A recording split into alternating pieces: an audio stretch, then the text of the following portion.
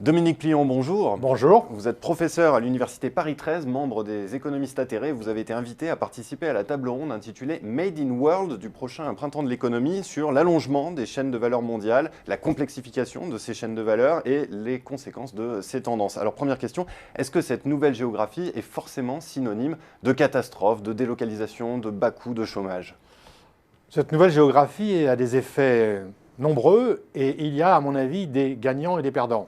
Les gagnants, ce sont par exemple les pays accueillant ces investissements des entreprises transnationales qui profitent de ces entreprises qui s'installent, à condition d'ailleurs qu'elles ne rapatrient pas l'intégralité de leurs profits.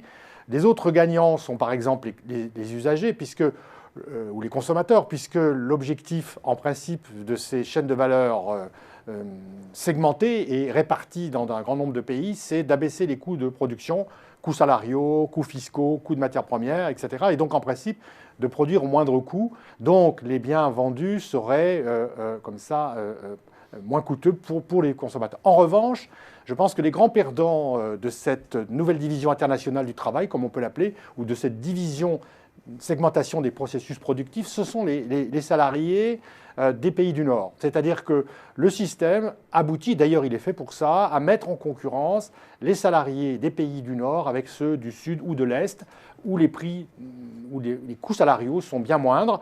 Et du coup, ça a un impact dépressif sur les salaires. Les délocalisations sont un moyen de pression aussi des entreprises sur les salariés pour que ceux-ci soient plus disciplinés, acceptent l'austérité salariale. Et je crois que ça, c'est un effet déprimant. Et d'ailleurs, la déflation salariale que l'on observe dans un certain nombre de pays européens, par exemple, n'est pas sans rapport avec ce processus. Comment est-ce que vous expliquez toutefois le ralentissement du commerce mondial depuis 2008? Est-ce que ça s'explique uniquement par l'atonie de la croissance ou alors on peut trouver d'autres raisons comme par exemple le tarissement des opportunités de délocalisation ou encore les progrès technologiques qui permettent, comme l'imprimante 3D par exemple, de produire sur place? Alors, je pense que le ralentissement du commerce international est un phénomène à la fois conjoncturel, bien sûr, il y a un ralentissement là-dedans, mais de nature structurelle. C'est-à-dire, nous étions, avant la crise de 2006-2007, dans une économie mondiale dans laquelle il y avait une division des rôles. D'un côté, il y avait les pays consommateurs, comme les États-Unis, mais aussi l'Europe et le Japon, qui étaient les consommateurs en dernier ressort, comme on les a quelquefois appelés, qui consommaient une production faite à bas coût dans les pays dits émergents, à commencer par les pays comme la Chine, par exemple. Et cette division internationale a fonctionné pendant une bonne dizaine d'années, disons à la fin des années 90 jusqu'au début des années 2000, et tout d'un coup, elle s'est effondrée. Pourquoi?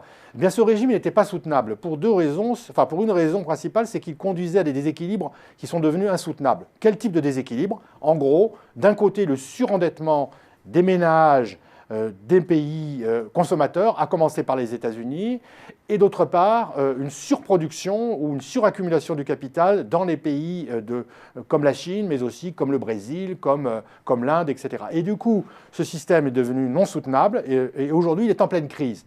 Et donc, je pense qu'on est à la veille d'une transformation, c'est-à-dire du fonctionnement de l'économie mondiale, où les pays vont devoir se recentrer davantage pour produire localement davantage, que ce soit d'ailleurs les pays riches, mais surtout les pays comme la Chine, qui ont des capacités de production absolument excédentaires, absolument énormes, et qui ont besoin désormais de leur demande interne.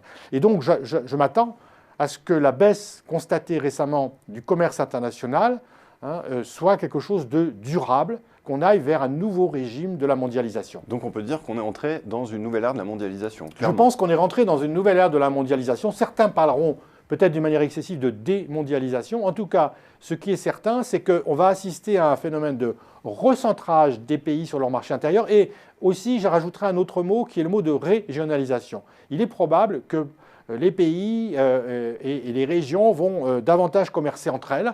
On le voit d'ailleurs très clairement en Asie du Sud-Est, par exemple, et ceci est quelque chose de très important. On voit que la Chine cherche de plus en plus de marchés chez les partenaires régionaux, et ceci, je crois, est vrai. L'Europe est déjà régionalisée, en grande partie pour son commerce. L'Asie du Sud-Est, demain, probablement, encore plus que ce n'est aujourd'hui, l'Amérique latine. Dernière question, très rapidement, Dominique Plion. La France, dans ce contexte, est-ce qu'elle a une épingle à tirer du jeu? Est-ce qu'elle a des atouts? Oui, bien sûr. Le pessimisme que l'on entend à longueur de journée est quelque chose qui me paraît non fondé très largement. La France a des atouts considérables, sauf qu'elle ne sait sans doute pas les valoriser. Et que, par exemple, dans le haut de gamme, en haute filière, en matière technologique, également dans les services d'ingénierie, etc., la France a des possibilités tout à fait énormes. Le problème, c'est qu'elle s'accroche à des productions ou des filières qui sont dépassées. Alors aujourd'hui, on parle beaucoup du nucléaire. Je pense personnellement que le nucléaire en fait partie. Aujourd'hui, on a mis tous nos œufs en matière de transition énergétique sur le nucléaire, alors qu'on voit un pays comme l'Allemagne, notre voisin, s'engager résolument dans les énergies renouvelables. Ça, c'est une grave erreur. Et je rajouterais, pour parler d'actualité également, l'agriculture. La France a un potentiel agricole absolument considérable. Elle est en train de se dégrader. Ce potentiel se dégrade parce qu'on a abandonné des politiques de filière, des politiques d'organisation à la fois dans le domaine de l'élevage, des céréales, produits laitiers, etc. Et là, je crois que nous avons une très mauvaise politique. Donc ce sont les politiques, notamment d'origine européenne d'ailleurs, qui sont en cause, mais je pense que nous avons des atouts tout à fait importants qui ne sont pas suffisamment valorisés. Voilà, donc il reste à valoriser. Merci beaucoup Dominique Pliant pour cet éclairage. Merci.